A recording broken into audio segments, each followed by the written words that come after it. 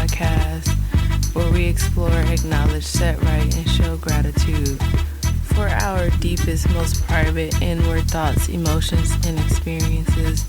As always, you can write to the show anonymously and share your thoughts, experiences, and or a story that you would like to share on the podcast. I'm your host, K-Joy, and welcome to the Innermost. I am so happy to be recording. I am a little bit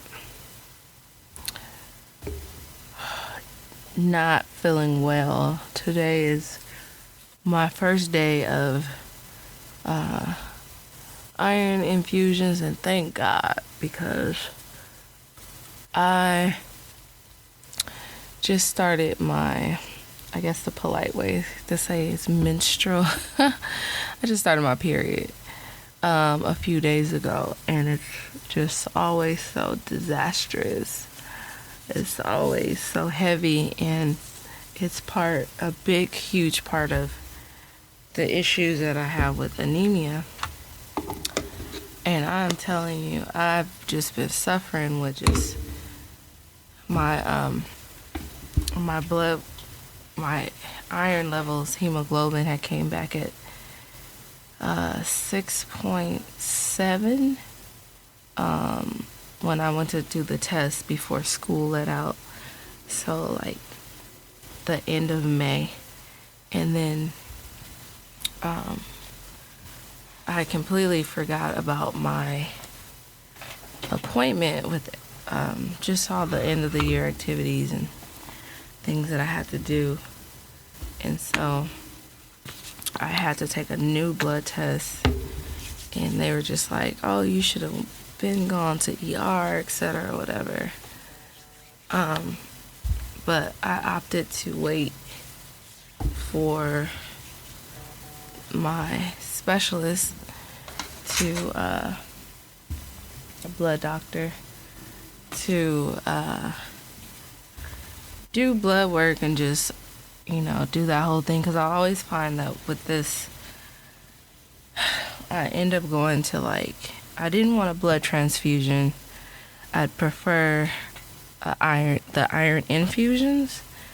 And I feel like when I go to ER, it's just, temporary, obviously, emergency care, but the follow-up care,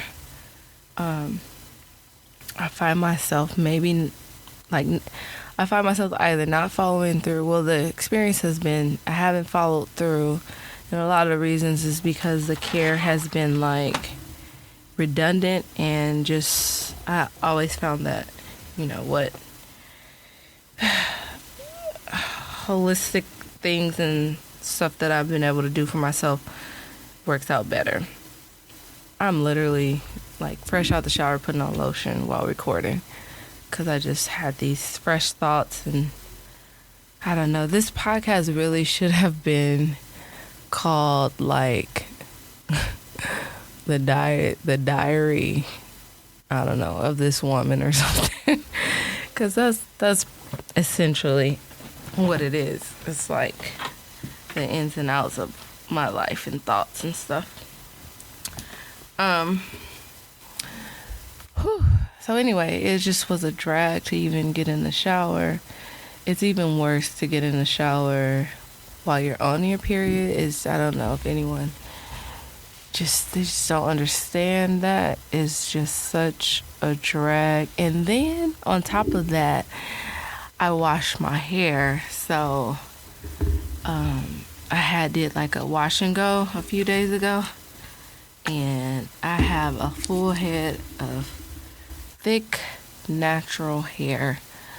Thick natural, as they call it. They have numbers and stuff for it. 4C natural hair, which is funny because I can go into a whole thing about that self. But getting back to just the infusions. So I'm excited to go today. I had to get updated blood tests. Sorry, that's my lotion. I need to go buy some more. And when I got the updated blood test, it had moved up this is before my cycle started again, to 7.3. So the insurance approved me for iron infusions and get my first one today. I'm excited because I don't know what normal feels like. I've been pretty much living off of that level so long, and my chest has just been hurting so bad. Like, I feel like if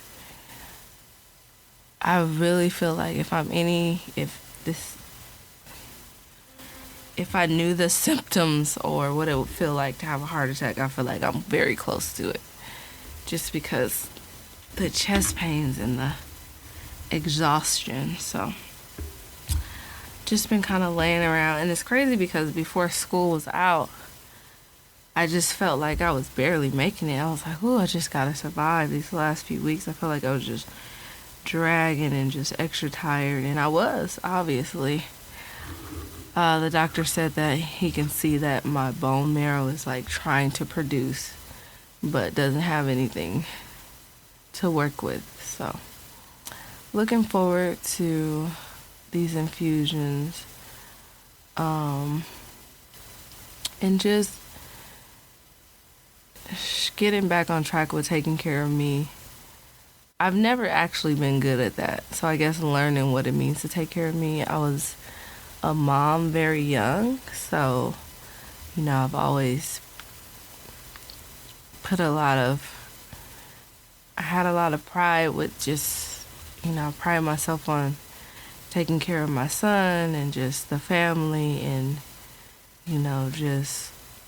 I was raised very traditional, conservative, traditional, and I did that well, taking care of the house and taking care of my son and my husband and going to school. And then about 6 years later, we had another son. We actually were trying for like over a year. It's like a year and some months. And then right before I got pregnant with him, I was diagnosed with lupus and thalassemia, anemia, and fibromyalgia. And so had our son, and a couple of years later, we had our other son. Thank God that we did. The last one wasn't necessarily something that we had planned, but definitely such a blessing. It was just, a spontaneous blessing. But and I remember when I was pregnant with him, I actually was on Benlysta. It was like a new, like an infusion medication for lupus back then.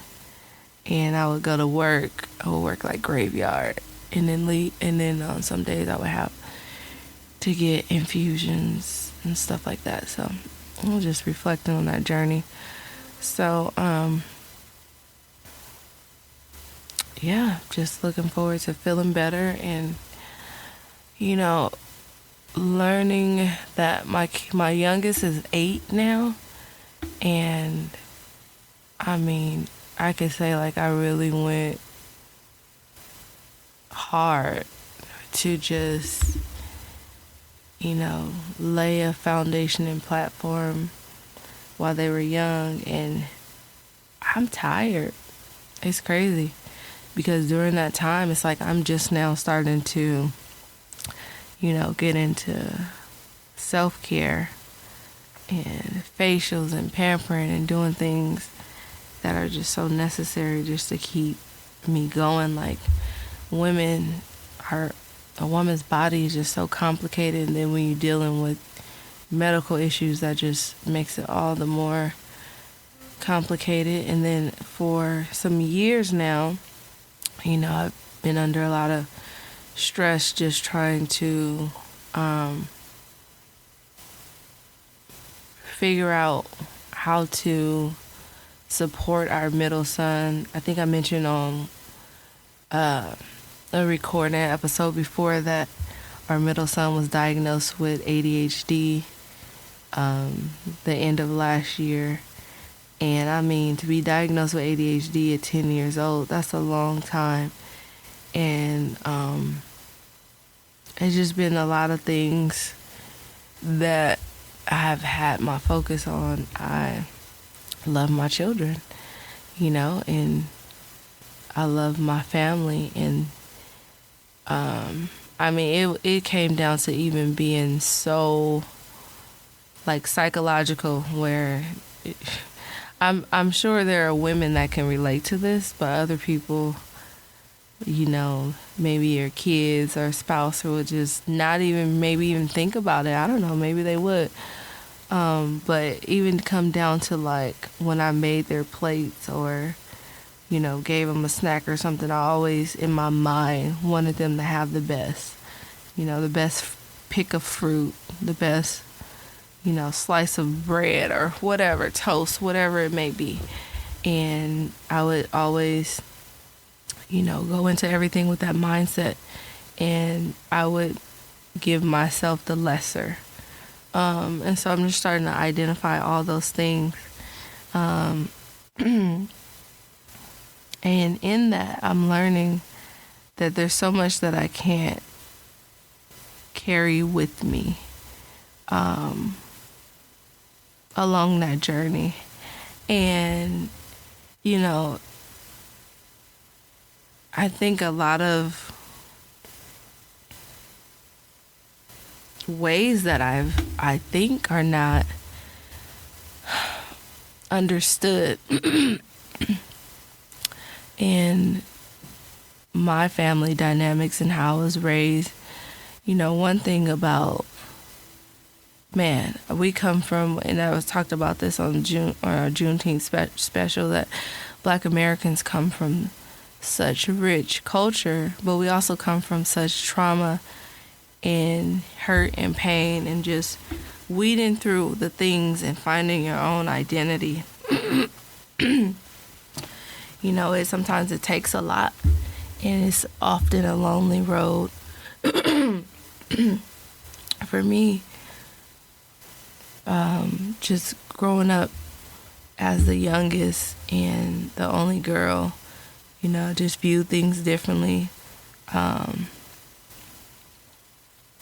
feel like my emotions were overlooked often, and the expectation for my behavior was high. So overlooked emotions, but high expectations. And I'm starting to unlearn a lot of things and learn a lot of things about myself, that, one of my greatest gifts is my sensitivity. That is actually not a negative trait. It's my way of being able to pick up on, things and certain emotions is what makes me a great listener. It's what makes me so intuitive, and I'm just having to regain those senses when you are being programmed that those senses are a problem. Learning what my natural beauty is. I've always had beautiful, thick hair, and it's always been a problem because it's a lot of work. So, I've mentioned this before, just having the experience of just fighting through so many, I don't even want to call them stereotypes, but experiences where, you are misheard, misunderstood, and overlooked. But since you're the only one in it, there isn't a voice of validation for you. And you have to find that on your own. So, that's where I am with that. And, I'm able to now just say, okay, I have to. It's kind of like when a person is cleaning their room or sorting things out, like you have to separate things. In this case, I have to separate myself so that I can start identify, okay, this is me, this is yours, this is mine, this is yours, this is mine, this is me, this is what you put on me, this is me, this is your expectation of me, and separate so that I can clearly see who I am, so, and it helps. It's just a process.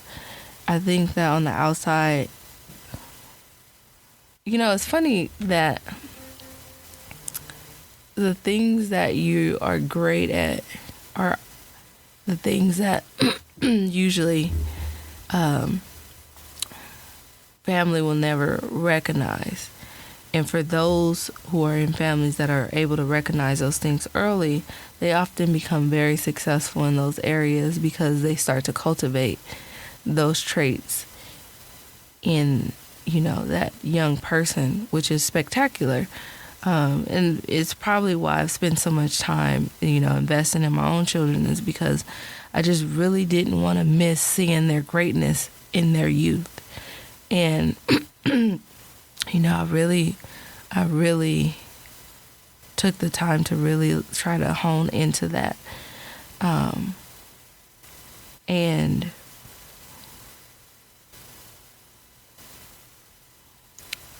it just takes an effort to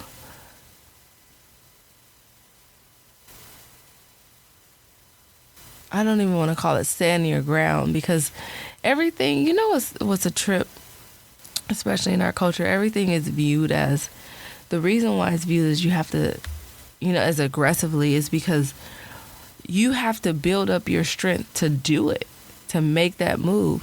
And once you say it, you have to say it strong and proud, so that, no one questions it. That's the climate here, and I think one of the things that I'm proud about is that I tried to build a climate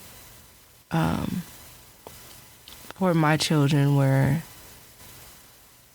and I'm sure that I'm failing in so many areas, but I hope that for the most part that they have room to be unapologetically themselves. Like each one is so very different than the other, and yet each one of their personalities are so greatly appreciated. I think the hardest thing though for me with I don't know if it's because I have 3 boys and there's that dynamic of like dominance, but the hardest thing for me is establishing between them respect. It's hard because I'm thinking that it's a boy thing because of the whole dominance thing. They want to rule over one another. And I'm trying to create an environment where they can each thrive and have their own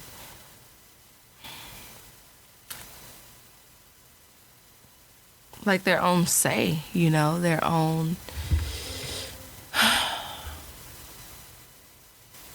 walk in their own assertiveness and just have their own strength, their control of themselves, their own identity without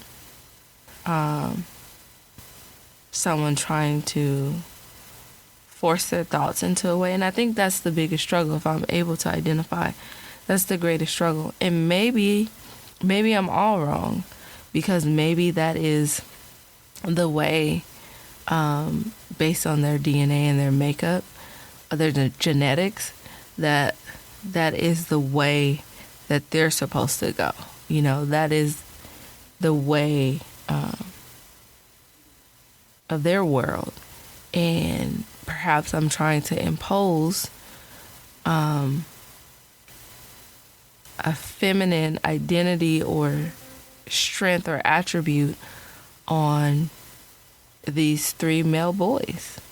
Maybe that can be the problem. But as a mother, my goal is to instill strength in each and every one of them and confidence in each and every one of them, so that one is doesn't feel any lesser than the other, or vice versa. So, that's been my biggest, and I've told myself at this point, because I'm at this place where my health is it's in the red zone. And I'm just like, at this point, I'm taking my hands off of everything. I breastfed my kids for so long and so many things. And it's like, I have to take my hands off. When I say that I'm giving stuff to the Lord, like, I'm leaving it on the curb in the street. I told my mom, I said, if the Lord don't pick it up, the shit just ain't gonna get picked up. Because it's so when they say cast your cares, literally everything is laid out on the street like a yard sale. Like, here it is, Lord. I'm literally walking in the house and closing the door. Because I'm in a critical place, where I am. The garden that I am working on now is me. Because it needs the most attention right now. And that's that.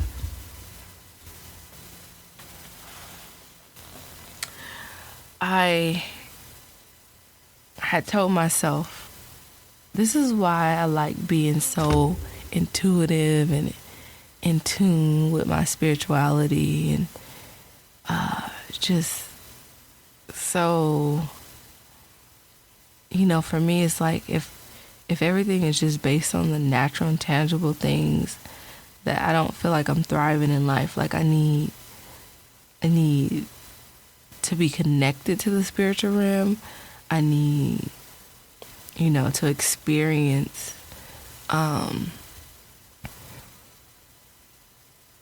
that world constantly and be connected. And it's a trip, because when I walked out of my classroom, I had a set of Harry Potter books, and I was like, I'm going to read these over the summer. And that's just something that's been on my mind, like, just for me, for my enjoyment. I love all the Harry Potter movies, never read the books, enjoy talking about it with my students. And I'm just like, I remember one of my students, Emily, love her so much, such a sweet kid, such great personality and imagination, just free in her mind. I love students who are just creative and just say random things and, imaginative.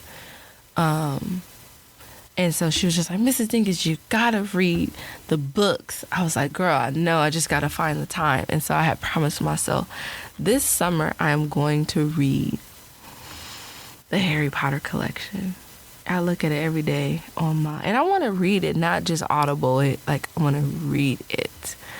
And it just seemed like all kind of distractions came up, all kind of things that hinder the flow of that. And it's like I'm fighting and struggling to get to this thing that I want, that seems so small, but it's so big to me. And it's funny because I was checking my email and I opened one of my, like, Harry Potter fan club's email, and it said, summer, no, it wasn't even a Harry Potter, actually. I think it was like a Barnes & Noble. And it was like, summer read suggestion, Harry Potter. And I was like, wow, the signs, Harry Potter has always been, like, demonized when I was growing up in Christianity. And it's funny because when I watched the movies, I felt that it revealed the truth of warfare, and our belief, my belief. I felt like it gave me more faith, because I felt like if somebody could clearly depict the spiritual realm to this magnitude, it has to be real. How creative is that? How great of a mind is that to clearly depict, and display the occurrence, like the things that occur in the spiritual realm to this magnitude. And I was just so grateful for that, to see something that I've always thought and experienced in the spirit, psychologically, in my life, in the natural. And it felt validating. And I'm so grateful now to have the opportunity. I just want to give her a kiss. I know she's in the middle of talk radio. Thank you.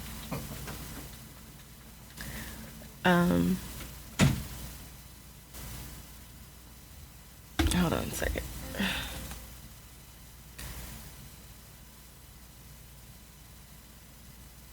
One second.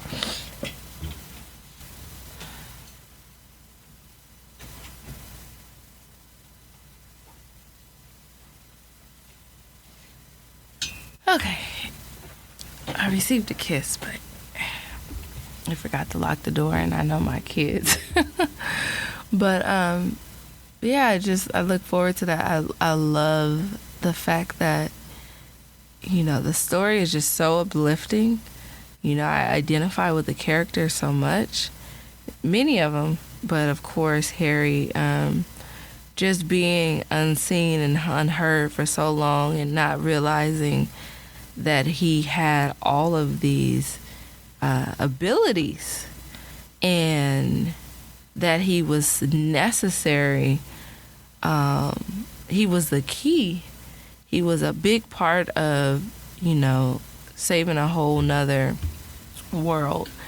And so I just think it's so cool and adventurous and refreshing, say the least. And I love my son. My kids are such a blessing. I remember, you know, I had come into this with such a negative perception because I was always told, I was always told, like, don't watch that, you know, demonic whatever, growing up. So I'd never have watched it. But my son, I remember him coming in, he was in the 5th grade, and he was talking about his teacher who, you know, everything is in Harry Potter. And one of the things that I've always wanted to do with my kids is not demonize the things that they're interested in, but to learn more and to consider their interests because I trust them. And he was talking to me about it. He was like, Mom, he was like, can I read it? You know, my teacher, you know, the room is in Harry Potter, da-da-da. And he was like, I really want to read the books. And I was like, well, son, let me look into it first, and then, you know, I'll let you know. And when I looked into it, I was like, shame on me, because not only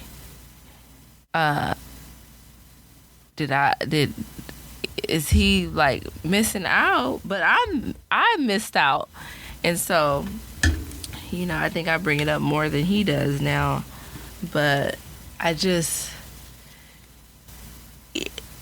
my son understands, and, you know, we understand faith and the spiritual realm wholeheartedly and differently, but are able to enjoy art and creativity while not fearing that it's going to take over our life. You know, and I know there's things that you have to be careful of and of all that, but for the most part, I feel like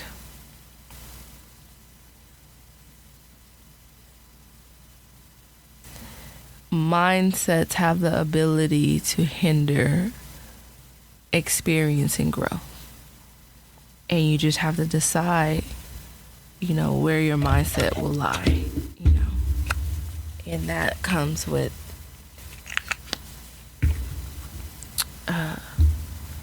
actively choosing your exposure. And some people, you know, they take different paths, and that's their choice, and that's okay. And for other people, their path is what works for them, and that's okay. You just have to find what makes you thrive. And I think that's the biggest point of this all, is that I think for so long, I've allowed myself to just be coached and directed into what makes me thrive based on,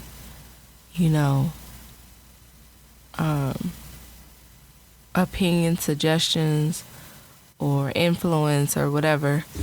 And now it's like I'm finally taking a step back to say, what do I like? What makes me go? What makes me thrive? Where's the healing for me? And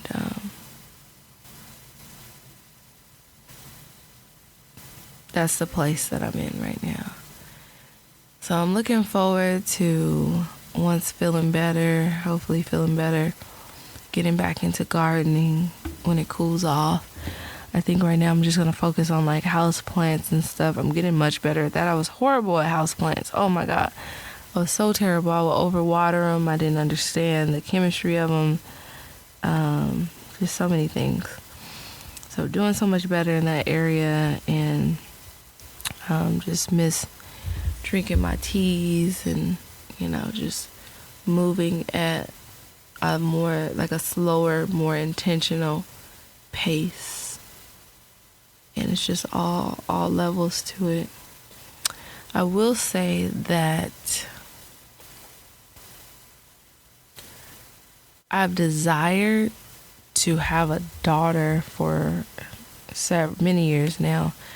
And after these couple of miscarriages and just, all the health issues, I think I am going to table that thought and that desire, and just focus on where I am right now. The space that I'm in right now. Me. It's always like this, oh, don't be selfish. And I spent my whole life focused on not being selfish, and I've given so much till I've just given so much of me till it's like, you know what? I am the focus. It is me now. It is for me now. The things that don't feel good to me, the conversations that don't feel good, the company that doesn't feel good, all the times that I was silent and just allowed people to say things in my presence when I knew I didn't like it or it made me feel some kind of way or uncomfortable. I didn't call it out. I didn't check it, just for the sake of not wanting to cause conflict, not wanting all these different things. I no longer care about that. That I'm speaking up for me, and that I'm going to be comfortable, because it's all I have at this point. That's all I have. All right. I am still checking on Disney. I know they say a lot of people are not going there anymore, but I'm really looking forward to them putting the Enchant Key back up for sale. I feel like it won't happen until the fall, maybe even in August. But I should have got it when it went on sale. I think it was like the early part of this year. I want to say like April or something like that. I don't know. And I almost went for it, and I was like, nah, because the logistics of it, my struggle is how much would I really use it, But I think I'm finally in a place where I think I'm ready. All right. Well, that's all I have for today. I'm extremely tired. I'm in a lot of chest pain and things of that nature. I'm going to go ahead and rinse out my hair, blow dry it out, and get ready for this doctor's appointment.